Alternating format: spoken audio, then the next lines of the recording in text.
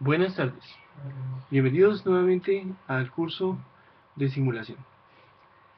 Como la imagen no es tan buena, todas estas cosas las voy a subir a la página del Blackboard para que ustedes las puedan ir viendo al tiempo o después de esta presentación, como ustedes quieran. El tema de hoy es dinámica browniana y dinámica molecular aplicada a un mundo diferente, al mundo de la biofísica, que es el mundo de todas las maquinitas y procesos y estructuras que hay dentro de la célula. Entonces los quiero invitar, primero que todo, a un viaje de 3 minutos a ese mundo. Un mundo que es una ciudad completa, tridimensional, que todo el tiempo se está reorganizando, que está cambiando, que tiene una cantidad de máquinas que transportan, que sintetizan, que abren, que construyen, que destruyen, que es muy diferente al dibujo de huevo frito que nos hacían cuando estábamos en el colegio. Entonces vamos a comenzar con una pequeña película.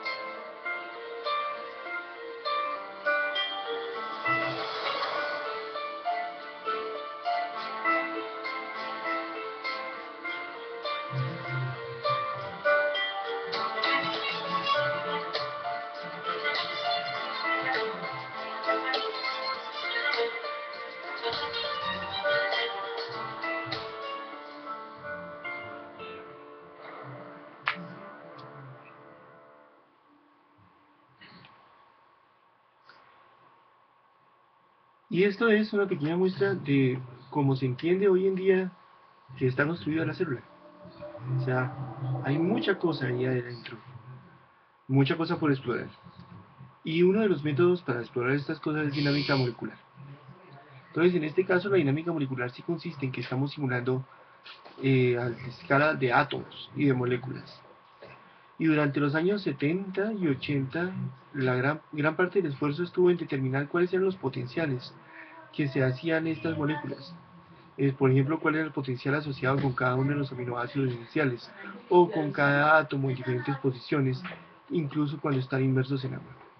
Porque cuando están inmersos en agua, entonces los átomos que tienen y las moléculas, por ejemplo, los aminoácidos que tienen polaridad, entonces reordenan las moléculas de agua alrededor y generan una fuerza de largo alcance a través de la reorientación de los dipolos de las moléculas de agua. Entonces la cosa es muchísimo más compleja de lo que uno puede pensar en principio.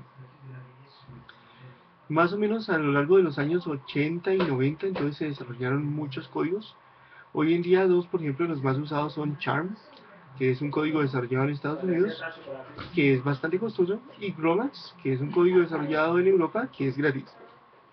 Y eso suele pasar en el mundo de la ciencia, entre Europa y Estados Unidos.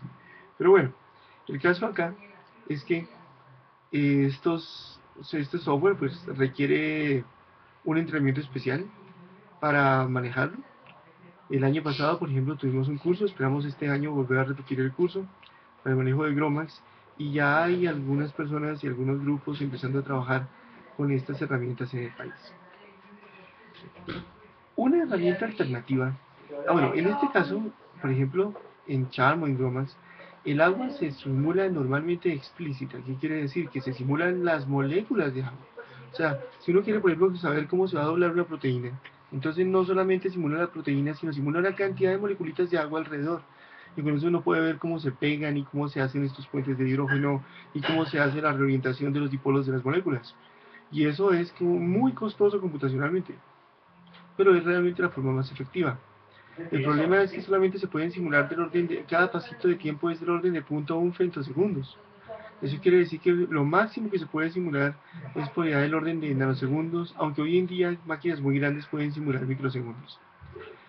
En cambio, hay muchos procesos en la célula, como por ejemplo el transporte de sustancias a través de canales, que se hace en la escala de los microsegundos.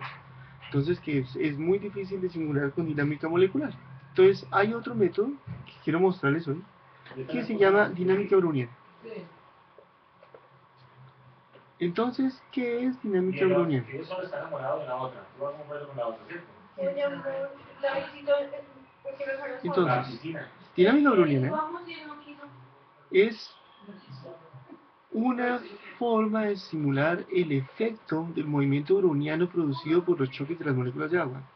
Y eso se hace simulando el efecto total de la misma forma que lo hizo Einstein hace 108 años, que es superponiendo, haciendo que el efecto de los choques aleatorios de las moléculas. A ver, ¿cómo funciona la cosa? Si ustedes ven un granito de polen o un pedacito de polvo en el microscopio, ese polvo se va a mover así, completamente aleatorio, porque le están chocando constantemente las moléculas de agua a su alrededor. Entonces que eso es lo que genera la difusión. Entonces lo que propuso Einstein en esa época era que eso se podía simular como la combinación de dos cosas, como una fuerza debida a los choques, que era entonces una fuerza aleatoria más una fuerza de fricción viscosa. Y cuando uno tiene entonces una ecuación como esta, que es fuerza igual a masa por aceleración, donde una de las fuerzas es una fuerza aleatoria, esta R, y una fuerza viscosa, eso se conoce como una ecuación de Langevin. Entonces, Langevin mostró de una forma mucho más sencilla que Einstein que esto simula, o sea, reproduce correctamente la difusión. Entonces la idea es hacer eso mismo. O sea, por ejemplo, uno puede integrar un poquito y pensar que R de T es una gaussiana con medida cero, o sea, que esto es una fuerza aleatoria con medida cero y un ancho que depende de la temperatura. Entonces, entre más ancha es, mayor temperatura tiene. Pero entonces, eso es un algoritmo, esto es un proceso estocástico. ¿Qué es un proceso estocástico? Es una variable aleatoria que cambia en el tiempo, cuya distribución cambia en el tiempo. Eso es un proceso estocástico. Entonces aquí tenemos tres procesos estocásticos: la posición, la velocidad y la aceleración. Lo que nosotros queremos saber es que si conocemos la aceleración, o sea, la fuerza, queremos integrar dos veces ese proceso para hallar entonces saber cómo es la distribución de velocidades y cómo esa distribución de velocidades cambia en el tiempo. Entonces, eso es lo que se llama cálculo estocástico, y cuando uno lo resuelve, entonces se encuentra, haciendo expansiones de Taylor, encuentra un algoritmo bastante complicado para hacer estas simulaciones que se llama el algoritmo de Van Guster y Bernstein. Este es un algoritmo de cuarto orden, o sea, es como el equivalente a Verlet. De hecho, cuando uno hace el límite, aquí está descrito completamente el algoritmo, es bastante complicado. Yo les pido que miren entonces la presentación, tiene todos los detalles, están autocontenidas, cuáles son las funciones estas raras C, G, E y H que se definen aquí al final. Pero entonces vamos a ver un caso mucho más sencillo, un caso donde esto se puede simplificar bastante, y eso se llama el límite difusivo.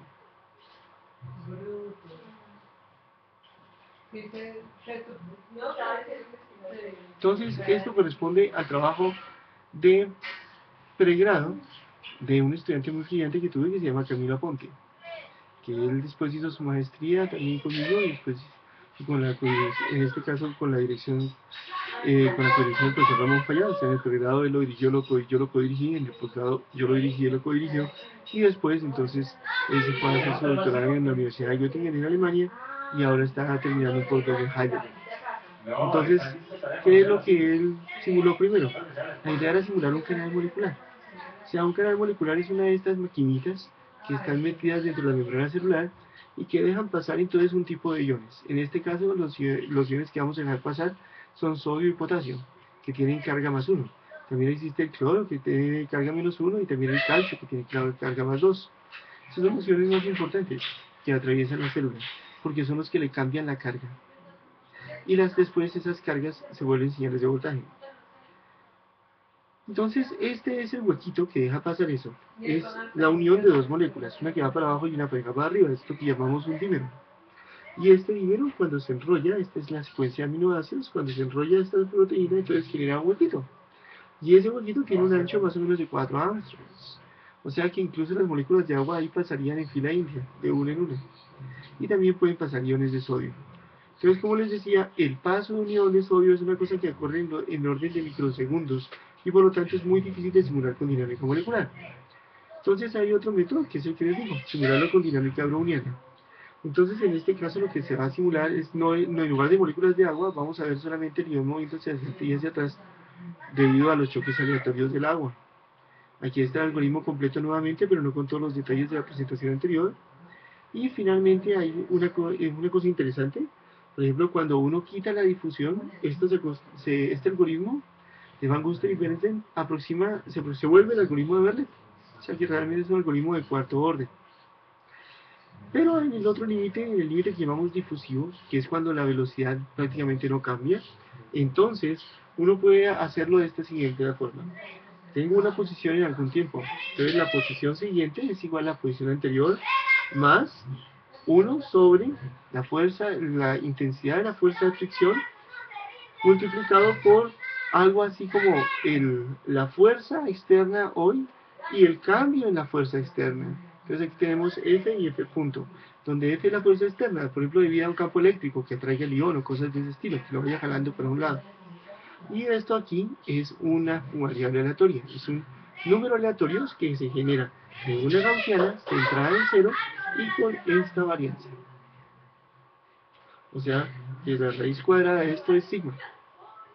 Entonces, los pasos que se hacen son, se supone que uno conoce la posición actual y que conoce el cómo era la fuerza en el tiempo anterior. Entonces, esto es lo que hay que calcular, digamos, como al arranque. Después de eso se evalúa la fuerza actual, se calcula la derivada, o sea, este F punto, y entonces después de eso se obtiene el valor aleatorio de esta distribución gaussiana y se mete acá, y con todos esos datos se calcula el siguiente punto. Entonces, por ejemplo, eso genera que cuando una cosa se va moviendo, vas moviéndose para adelante y para atrás, digamos un solo granito se va moviendo para atrás, hace un camino aleatorio en el eje X. Si tenemos muchos granitos y todos los granitos se van haciendo así, entonces eso se va haciendo como una gaussiana que se va anchando, se va anchando, se va anchando, y el ancho de la gaussiana crece como la raíz cuadrada del tiempo. Si nosotros graficamos el ancho de la gaussiana al cuadrado contra el tiempo, da una línea recta. Y la pendiente de esa línea recta en una dimensión es 2 veces la constante de difusión, la constante de la ecuación de difusión que ustedes pueden ver en la presentación sobre difusión que está antes. Y entonces uno ve una gaussiana que se va anchando. Y eso es efectivamente lo que vemos en la simulación. Lo pueden ver en el trabajo que también está subido. Después de eso, entonces por otra cosa que se puede hacer es, por ejemplo, jalarlo, irlo jalando con una fuerza constante, por ejemplo, un campo eléctrico externo. Y entonces eso lo que hace es, pues que tenemos al final, que yo lo estoy jalando, pero hay una viscosidad, entonces tenemos al final una velocidad límite, y esa velocidad límite que es constante para todo durante el tiempo, entonces puede crecer si yo jalo más duro. Y entonces la fuerza en función del campo que lo jala, perdón, la velocidad en función del campo que lo jala va a ser proporcional. Eso quiere decir que la corriente va a ser proporcional al campo eléctrico. Y eso es la ley de Ohm, la corriente proporcional al voltaje. Hay otra forma en que uno puede tener una corriente y es por el puro efecto de la difusión. Aquí tenemos gente que se está moviendo al azar y aquí también. Pero resulta que estos pueden ser muchos más que estos. Entonces, cuando yo veo cuál es la probabilidad de que estos pasen a la derecha, pues para cada uno es un medio, pero son muchos. Entonces, muchos pasan a la derecha. En cambio aquí, la probabilidad de que pasen a la izquierda es también un medio, pero son muy poquitos. Entonces, si yo miro una frontera, pongo una frontera en la mitad, veo que muchos pasan para allá y solo poquitos pasan para acá. Eso quiere decir que en esa frontera hay una corriente de para allá. Esa corriente entonces está causada por una diferencia en el número de partículas que hay, ya sea en la concentración, que hay más partículas y que hay menos partículas. Y entonces, eso también se simula y da correctamente. Da, por ejemplo, que la corriente, el flujo, es proporcional a, como va subiendo acá, a la diferencia de concentraciones. Y efectivamente eso da lineal. Cuando sumamos ambos efectos, entonces la cosa ya no es lineal. A nivel microscópico se llama la ecuación de Nernst-Planck, y cuando eso se integra sobre una distancia fija se llama la ecuación de Goldman-Hodgkin-Katz, que es esta ecuación que está acá. Ellos ganaron el premio Nobel por haber descrito cómo era el voltaje en un axón, pero ya en los años 50, y entonces esta es una ecuación bastante famosa. Y esa no es una ley de Ohm, fíjense. Solamente es ley de Ohm con las concentraciones a un lado y al otro también van a ser iguales. Si hay concentraciones diferentes, entonces tenemos un comportamiento que no es lineal y que lo aproxima bastante bien el método de dinámica browniana que acabamos de ver. Bien, entonces ahora sí, lo que Camilo hizo en el programa pues, fue simular el canal. Entonces, él colocaba, era una simulación tridimensional y suponía que tenía dos membranas y aquí un tubito cilíndrico, o sea, una cosa muy sencillita, ver cómo funciona. Y tuvo en cuenta una cantidad de interacciones, o sea, por ejemplo, el voltaje externo, la repulsión entre los iones del mismo signo, que eran positivos, la fuerza que le hacen las moléculas del interior del canal. Es una cosa que se llegó a establecer con mucho trabajo y que solamente más o menos en el 2007-2008 ya se conocía más o menos bien. El problema, y después de eso entonces se simularon también, por ejemplo, el efecto de que las moléculas tienen que pasar una por una, y los resultados no fueron muy buenos. O sea, lo que él simula, por ejemplo, es esto, y lo que los datos experimentales dan una corriente muchísimo menor.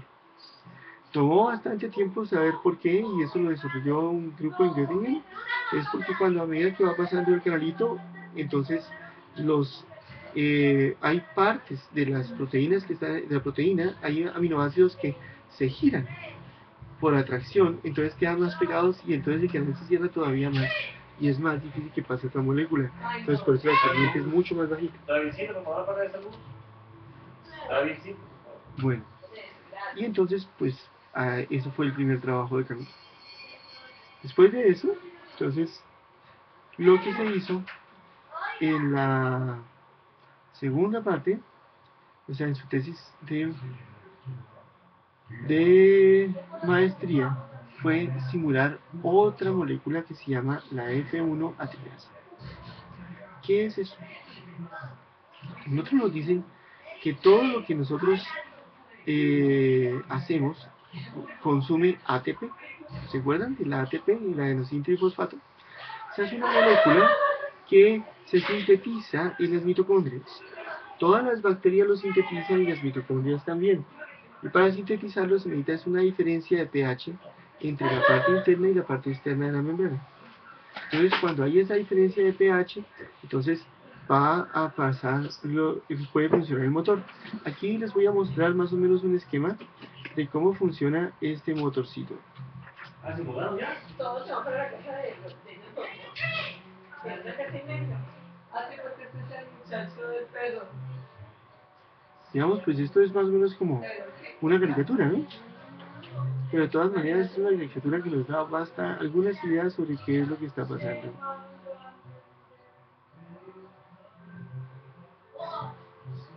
Entonces, aquí tenemos el motor, tiene dos partes, una parte que está aquí abajo, que atraviesa la membrana y que va girando, y una parte arriba. ¿Sí?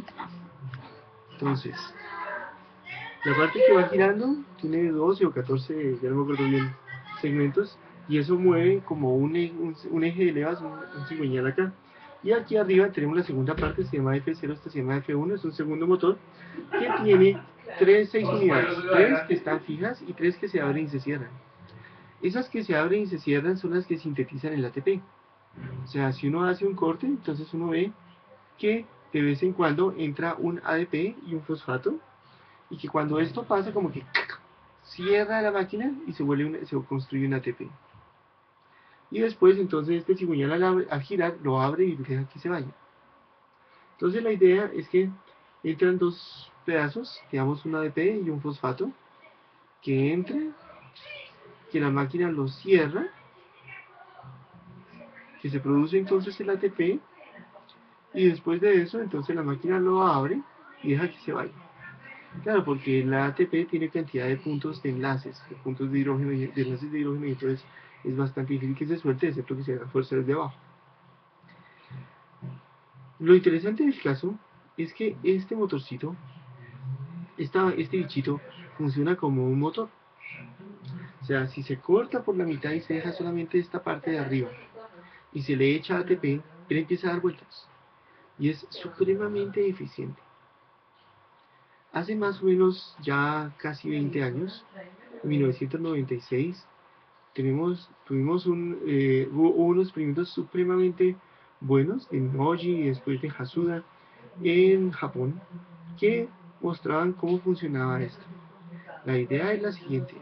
Imagínense que a esta maquinita que es chiquitita, o sea que se cortó, se volteó y se puso sobre un sustrato, se le pega a un hilo un segmento de actina, que es como un pelito, pero larguísimo, es un pelito del orden de los micrómetros. En cambio la máquina es del orden de los nanómetros. Y entonces como es largo y micrométrico se puede ver con microscopio óptico. Y se le echa ATP, entonces vamos a ver que eso gira y que efectivamente gira en pasos de más o menos 60 grados. Perdón, 120 grados, o sea, 3 pasos por vuelta. Entonces, vamos a verlo. Esta no es una simulación, esta es una grabación real con microscopio electrónico.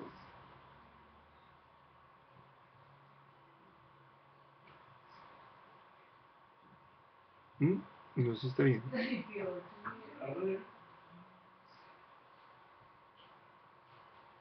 Vamos a ver.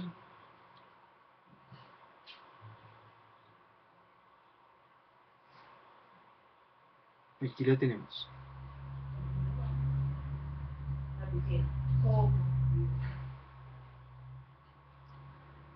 Entonces, como ustedes ven, se, se, se siente, ¿no?, que hay 3 pasos. Si se hace una medición, una grabación paso a paso, efectivamente se ve que eso es así. Vengan, se las muestro.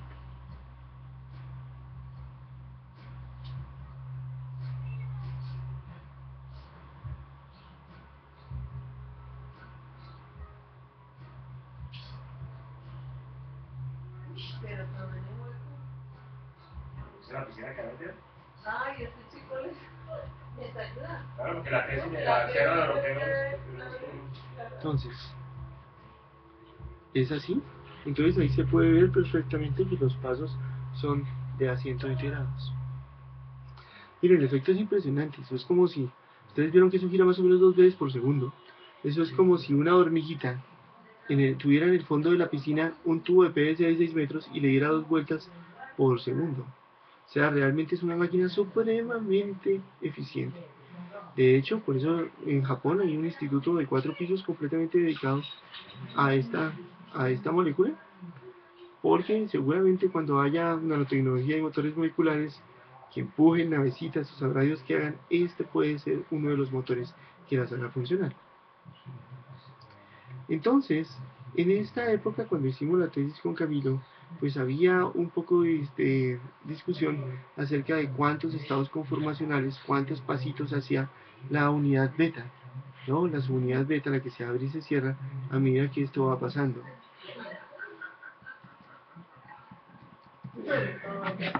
Y entonces, pues había dos teorías. Una teoría que se hacía en 3 pasos, propuesta por los que ganaron el premio Nobel haciéndolo, y hoy que es esta, y una propuesta que decía que eso pasaba en 4 pasos, con un paso adicional que llaman close. Entonces, cada una de estas cosas pues ocurría con cierta probabilidad, o sea, por ejemplo, se enlazaba el ATP, entonces cuando se enlaza el ATP eso como que cierra, porque se empiezan a hacer enlaces entre los brazos de la subunidad beta y el ATP, entonces la subunidad beta se cierra sobre el ATP, y al hacerlo entonces genera un torque, ese torque es de 40 piconewtons por nanómetro para el giro. Después entonces ocurre una reacción, esa reacción entonces libera el fosfato, después libera el ADP, y esa liberación entonces en un momento también genera un torque de 40 piconewtons, pero después de eso, ¿y por qué la liberación? Porque el ATP se rompe en dos, el ADP y el fosfato, y entonces cada pedazo puede quedar unido como un lado, y por eso después se pueden ir. Casi todos los motores moleculares funcionan así. O sea, por ejemplo, si uno quiere coger sodio y meterlo dentro de la célula, hay una maquinita que se llama la bomba de sodio. Entonces llega un ATP, se enlaza, coge 2 moléculas de sodio, las mete adentro, y ahí quedó, ahí quedaría para siempre y no hay más moléculas, no hay más máquina. Si el ATP no se deshiciera en 2 pedazos, pues como se deshace en 2 pedazos, uno queda pegado en cada lado y esto se vuelve a abrir. Entonces así es como funcionan los motores moleculares. O sea, llega la molécula ATP, se enlaza, se cierra todo eso alrededor, pues se separa en 2 pedazos y cada pedazo queda aquí, pero se vuelve a abrir y se va. Bien, entonces se vieron las probabilidades de que cada una de las cosas pasara, pues ya estaban medidas de alguna manera, y entonces se compararon los dos mecanismos, el de 3 estados y el de 4 estados para la cerrada y para la apertura, y entonces así entonces se calcularon, entonces la idea era calcular por dinámica browniana el movimiento. Entonces, aquí el movimiento es bidimensional, ¿no? Es una cosita que da vueltas así y así en un solo plano. Entonces, en ese caso tenemos una ecuación de Langevin, igual que en el caso anterior, pero sobre el ángulo. Entonces, en lugar de tener la velocidad de traslación, tenemos la velocidad angular, en lugar de la masa, el momento de inercia, etcétera, etcétera. Y entonces tenemos un torque aleatorio en lugar de una fuerza aleatoria. Y entonces la idea es que ese torque aleatorio, entonces como ecuaciones iguales tienen soluciones iguales, entonces lo integramos también con el algoritmo de Van Gusten y Bernstein en el régimen difusivo, que es más sencillo, y entonces empezamos a darle vuelta. Aquí lo que tenemos que tener en cuenta es que la constante de difusión es diferente en las diferentes orientaciones, porque esto está fijo. Y entonces, lo que se espera son 2 cosas para probar que eso funciona bien. Estamos haciéndolo bien, es que el polinomio Legendre de segundo orden de coseno teta, donde teta es el ángulo que se va moviendo, debe de caer exponencialmente como 6 veces la constante de difusión perpendicular, y efectivamente vemos que eso decae exponencialmente y con ese valor. Y segundo, que va a un valor límite, y ese valor límite es 0.25. Y fíjense ustedes que bien esto va hacia 0.25. O sea, digamos, esto es una prueba, y por ejemplo, hacer este pedacito de la simulación sería suficiente para un buen trabajo. Después entonces de eso, entonces se hacen los 4 pasos, digamos, de reacción, como si esto fuera una máquina de 4 estados. ¿Cuáles son las posibilidades de que pase de aquí a aquí, de cualquier aquí? O sea, las posibilidades de los 4 estados. Aquí es donde se une ATP, aquí se separa el fosfato, aquí se separa el ADP. Entonces, ¿cuáles son las probabilidades de que eso pase? Están dadas entonces por esta matriz, donde entonces estas son las probabilidades de que esté en uno de esos estados. Y después de eso, entonces se simula que mientras esté en una de esas hay torque. Mientras está en este caso y mientras está saliendo acá hay torque. Y eso entonces se simula, y efectivamente tenemos entonces una cosa muy bonita. ¿Sí? Voy a mostrar entonces la simulación para que vean qué es lo que pasa cuando hay bajas concentraciones, perdón, de ATP, y cuando hay altas concentraciones de ATP. Entonces, por ejemplo, esto es a una concentración bastante alta de ATP.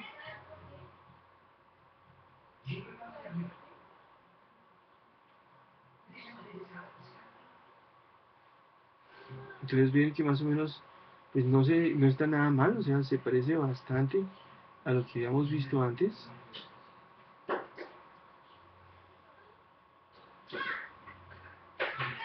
Ay, ¿no vio eso cuando estaba hablando? ¿Y le va a pasar la tesis?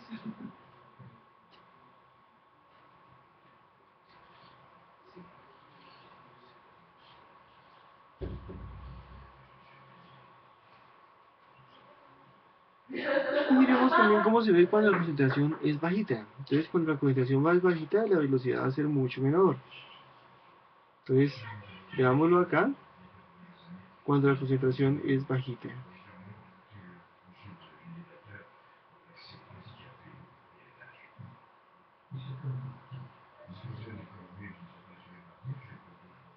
Entonces, quiero que comparen los dos movimientos. Esto es cuando a la izquierda, cuando la contracción es baja, a la derecha, cuando la contracción es alta.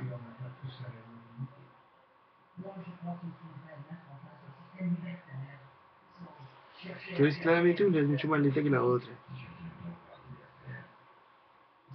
Entonces, esta es la simulación que yo les digo que podría ser un buen trabajo, un primer trabajo para algún grupo que esté interesado. Después de eso, entonces, se, se miró entonces cómo daba eso cuantitativamente, o sea, cómo era la velocidad promedio en función de la concentración, y se obtuvieron estos resultados en función de la longitud del elemento de actina, del cemento de actina, y en función de la concentración de ATP. Y entonces de esa manera, si vamos trabajando un poco, se llegó a la conclusión de que efectivamente el de 4 estados parecía funcionar mejor que el de 3. De ese trabajo que fue en el 2006 acá, pues se sabe más de cómo funciona el motor. Entonces, por ejemplo, el orden en que se sueltan las cosas es al contrario. Primero se suelta el fosfato, después primero la BP, después el fosfato. Y otros detalles que en ese momento no conocíamos. Pero esto también ayudó a que ese estado close también se pudiera considerar como posible. Bien, entonces, este, digamos, es el tipo de trabajos que se hace con dinámica browniana. Dentro de los ejercicios que están, entre las cosas que he subido, he subido una tarea que normalmente colocaba en el curso de simulación, ¿sí? Que es simular primero una molécula unidimensionalmente, sin fuerza, cómo se distribuyen gaussianamente, cómo esa gaussiana crece, y después una con mucha, con una fuerza, con un campo eléctrico que lo va jalando hacia un lado. Entonces, como un ejemplo de eso, de este trabajo, entonces, déjenme mostrarles, por ejemplo, algunos reportes de sus compañeros, de los trabajos que ellos me entregaban. Entonces, por ejemplo, este. Entonces aquí se ve que efectivamente la corriente en función del voltaje es una línea recta y que cuando es difusión sola, el sigma crece al cuadrado, va linealmente creciendo con el tiempo, que al principio tiene una distribución gaussiana 1 muy picuda y después eso se va anchando, y que en cualquier momento se ve una gaussiana. Aquí es la picuda, aquí es ancha, tal como se ve acá. Bien. Y efectivamente la cosa funciona bastante bien. Por ejemplo, otro grupo, la tarea de otro grupo. Aquí están las constantes para hacer la simulación. Otro trabajo de otro grupo.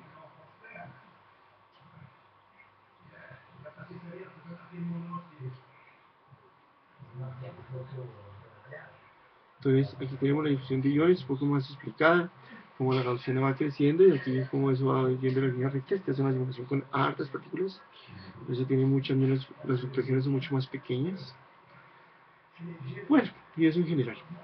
Hay un detalle que quisiera comentarle con respecto no a estas simulaciones, esto es dinámica browniana, sino con las que les contaba antes, la dinámica molecular. Todo esto funciona en agua a una temperatura constante, más o menos de 300 grados Kelvin. ¿Cómo se simula una dinámica browniana a temperatura constante? Porque lo que hemos simulado hasta ahorita es energía constante, que es como quien dice el ensamble microcanónico. Entonces, ¿cómo se hace el ensamble canónico? Pues hay un conjunto de cosas que se llaman termostatos, que son unas técnicas para simular todo como si estuviera a una temperatura constante. El mejor es el termostato de Nocé-Huber. Este es el trabajo de Nocé, y entonces consiste en que se suma un grado de libertad, como si hubiera, además de todas las moléculas que se mueven en 2 o 3 dimensiones, no sé, también hay, y rotan, también hay un grado de libertad extra que me va a representar el baño térmico. Ese grado de libertad extra tiene energía potencial que es F+1, donde F es el número de grados de libertad del sistema, K Boltzmann T por el logaritmo de S, y la energía cinética es un medio de Q, una constante por S punto al cuadrado. Y entonces lo que se hace es que el lagrangiano se escribe como la energía cinética que teníamos antes, la energía potencial que teníamos antes, y esta energía cinética y potencial de este grado de libertad extra. Eso da como consecuencia en unas ecuaciones, estas son las ecuaciones de movimiento, que son un poco diferentes a las que teníamos antes porque tienen unos términos de más, como ustedes pueden ver. ¿Cuáles son los términos de más en este caso? Pues que además hay un S al cuadrado, no es masa por aceleración, sino masa por S al cuadrado por aceleración, igual a las fuerzas externas, y aquí hay menos otra fuerza que es 2 masa por S punto por las velocidades. Entonces sale esto, y aquí entonces esto es como la ecuación de movimiento para las partículas, y esta es la ecuación de movimiento para el baño térmico. O sea, esto me dice cómo cambia S. Y entonces esas dos cosas se integran en el tiempo usando algún algoritmo de integración, por ejemplo, predictor corrector o cosas de ese estilo, y eso es lo que simula que todo está a una temperatura constante. Bueno, entonces eso es lo que les quería contar.